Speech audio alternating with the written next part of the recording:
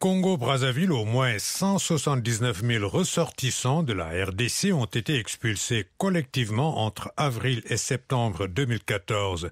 Menée par les forces de sécurité congolaises, cette opération particulièrement violente a été appelée Mbata ya Bakolo, ce qui signifie la gifle des aînés en lingala.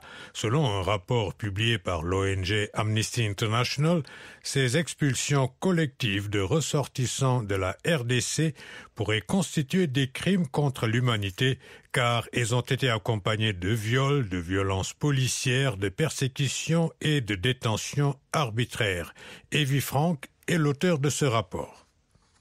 Notre rapport publié aujourd'hui montre que plusieurs actes qui ont été perpétrés dans le cadre de l'opération Mbata ya Bakolo, comme des violences policières, des détentions arbitraires, des expulsions du territoire, des persécutions et même des viols, et ont été commis dans le cadre d'une attaque généralisée ou systématique contre une population civile. Et dans cette situation-là, c'était les ressortissants de la RDC qui étaient ciblés par l'opération. Est-ce que vous avez été surprise de l'ampleur des violations des droits humains? Oui, ce qui nous a surpris vraiment, c'est le climat de xénophobie frappant sur le terrain de la ville de Brazzaville.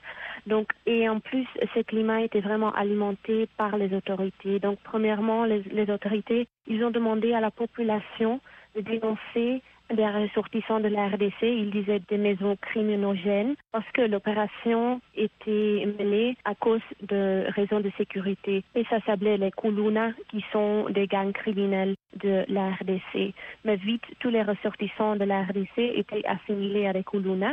Les autorités, ils ont aussi institué une amende de $600 pour des propriétaires qui logeaient des ressortissants de la RDC. Et donc, suite à ça, beaucoup de gens ont perdu leur habitat, mais aussi ils étaient victimes de menaces, d'intimidations, de harcèlement par les gens dans la rue.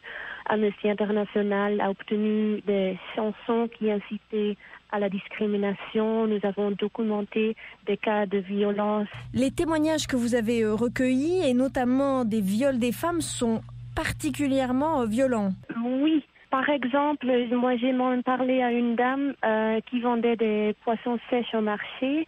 Un jour, la police est venue les menacer au marché. Ils ont ravi $300 et ses marchandises. Ensuite, quand elle a fui le marché avec ses 4 collègues, les policiers les ont suivis. Ils sont entrés dans la maison où ils étaient et ils les ont violés tour à tour. Après cet incident, quand les femmes se sont dirigées vers l'hôpital, ils ont été refusés l'accès aux soins à cause de leur nationalité. Et donc après, ces femmes, ils ont quitté Brazzaville pour Kinshasa, notamment pour obtenir des soins de santé. C'était Evie Franck, spécialiste de la RDC pour Amnesty International. Elle a été jointe à Nairobi par Claire Morin-Gibourg.